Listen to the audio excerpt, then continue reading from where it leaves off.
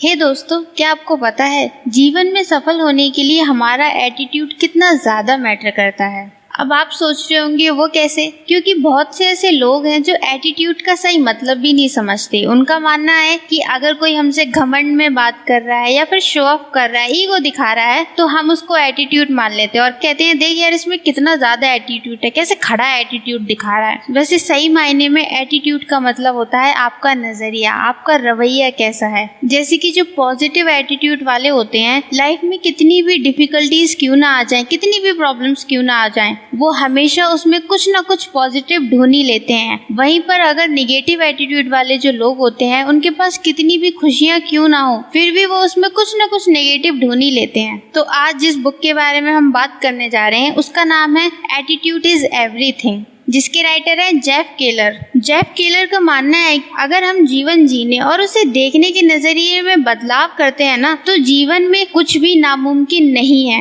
वैसे तो इस बुक में 12 चैप्टर हैं, जिसमें से कुछ चैप्टर मैं आप लोगों के साथ शेयर करूंगी। वैसे ये बुक 3 चीजों पर ज्यादा फोकस की गई है। सबसे पहले है हमारा थिंकिंग, मतलब सोचना। दूसरा है हमारा बोलना, मतलब स्पीक। एंड तीसरा है right way to do work, मतलब सही तरीके से कार्य करना। सो आज की समरी बहुत ही ज्यादा इंटरेस्टिंग होने वाली है। सो सबसे पहले तो hello guys, my name is Anamika and welcome back to my YouTube channel. तो कैसे हैं आप सब लोग? आई होप आप सभी लोग अच्छे ही होंगे। सो इस समरी को एंड तक सुनना। एंड हाँ, अगर आपने मुझे इंस्टाग्राम पे फॉलो नहीं किया है ना, तो कर लीजिए, लिंक आपको डिस्क्रिप्शन में मिल जाएगी। वहाँ पर क्या है ना, फॉलो कर लोगे तो आपको अपडेट मिलती रहेगी ना कि वीडियो कब आ रही है कब नहीं आ रही है। और बुक से रिलेटेड कोई भी क्वेश्चन हो तो आप मुझे डीएम कर सकते हैं। तो चलिए स्टार्ट करते हैं। सो फर्स्ट है हमारा your attitude is your window to the world. इसका मतलब है कि आपका जो नज़रिया है दुनिया के लिए आपकी खिड़की है। ऑथर का कहना है कि जब हम छोटे होते हैं ना, तो हमारी जो मेंटल विंडो होती है ना, वो एकदम क्लीन होती है, उसमें अच्छे अच्छे थॉट्स होते हैं और हम हर चीज को एकदम पॉजिटिव वे में देखते हैं। लेकिन हम जैसे जैसे बड़े होते जाते हैं, हमारे अंदर नेगेटिव थॉट से हमारी विंडो एकदम डर्टी हो जाती है और उसको साफ करना बहुत ज्यादा जरूरी है। नहीं तो हम हर चीज में सिर्फ निगेटिविटी ही देखते हैं, कुछ भी पॉजिटिव देख ही नहीं पाते हैं। अपनी लाइफ में सक्सेसफुल होना है तो आपको अपनी मेंटल विंडो को क्लीन करना बहुत ज्यादा जरूरी है। चाहे कितनी भी बुरी सिचुएशन क्यों ना हो, उसमें कुछ ना कुछ पॉजिटिव जरूर ढूंढा करो, तभी आप अपनी लाइफ में कुछ अचीव कर सकते हो। जो भी विनर्स होते हैं, अगर वो एक टाइम लूज होते हैं ना, तो उसमें भी कुछ ना कुछ देख लेते हैं पॉजिटिव, जिसकी वजह से वो नेक्स्ट टाइम और ज्यादा हार्ड वर्क करते हैं। और जो लूजर्स होते हैं, वो एक बार लूज होने के बाद हिम्मत हार जाते हैं और दोबारा कभी ट्राई नहीं करते। सो हमारा नेक्स्ट है you are a human magnet. Author का कहना है कि आप जैसा सोचते हो ना, वैसे ही बन जाते हो। ऑथर कहते हैं कि आप अपनी सोच में भी बदलाव लाओ।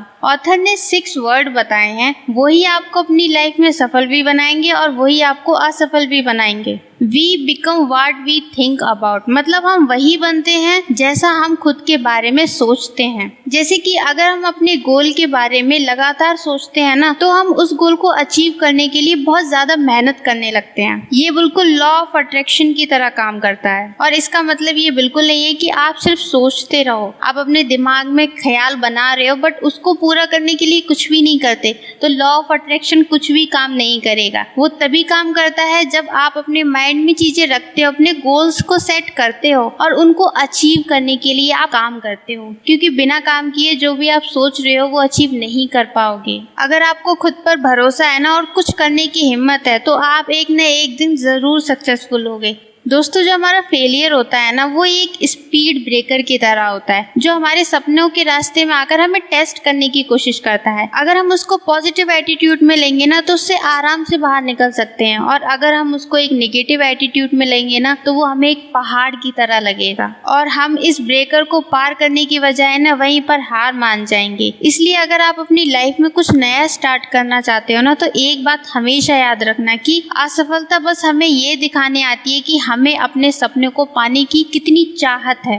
सो नेक्स्ट है हमारा make a commitment and you will move mountains. Author कहते हैं कि जो भी आप पाना चाहते हो ना, उसे पाने के लिए आपको एक स्ट्रॉन्ग कमिटमेंट की जरूरत पड़ती है। अगर आप एक स्ट्रॉन्ग कमिटमेंट करते हो ना, तो आप अपने बड़े से बड़े काम को भी आसानी से कर सकते हो। उन्होंने इस चैप्टर में एक बहुत ही अच्छी बात कही है जो मुझे बहुत अच्छी लगी। वो कहते हैं पृथ्वी पर ऐसा कुछ भी नहीं है जो आपके पास नहीं हो सकता, बस आपको सिर्फ एक बार ये स्वीकार करना होगा कि वो आप पा सकते। कहने का मतलब ये है कि अगर आपके गोल को अचीव करने के लिए आपको 5 स्टेप लगते हैं तो आप 5 स्टेप्स लोगे, और वहीं पर अगर आपके गोल को अचीव करने के लिए आपको 500 स्टेप्स लगते हैं तो आप वो 500 स्टेप्स भी जरूर लोगे। जब आप इस तरीके से कमिटमेंट करते हो ना अपने गोल को अचीव करने के लिए, तो उससे रिलेटेड इंसान हो या फिर सिचुएशन हो, उसको आप अपनी तरफ अट्रैक्ट करने लगते हो, और उसी को द मैजिक ऑफ कमिटमेंट कहते हैं। नेक्स्ट एंड लास्ट है हमारा get out there and fail. Author कहते हैं कि जाओ और फेल होकर आओ। देखो दोस्तों, कोई भी रातों रातों सक्सेसफुल होता नहीं है। वो भी बहुत बार फेल हुआ हो और बहुत बार उसने गिव अप करने की कोशिश की होगी, लेकिन जो सक्सेसफुल लोग होते हैं ना, वो कभी भी गिव अप नहीं करते। वो अपना गिव अप एटीट्यूड रखते ही नहीं है। कहने का मतलब ये है कि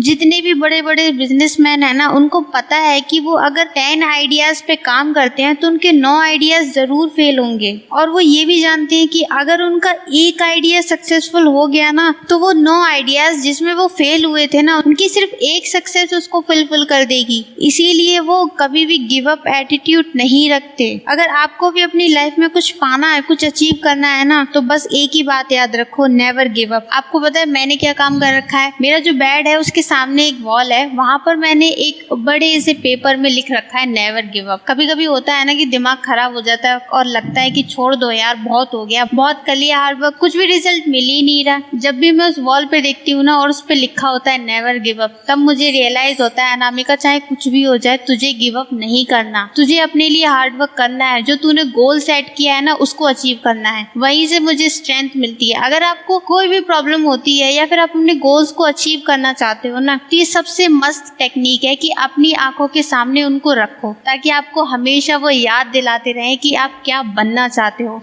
और आपको कभी भी हिम्मत नहीं हारनी। सो दोस्तों, आज के लिए इतना ही। और कैसी लगी आपको मेरी ये बुक समरी, मुझे नीचे कमेंट करके ज़रूर बताना।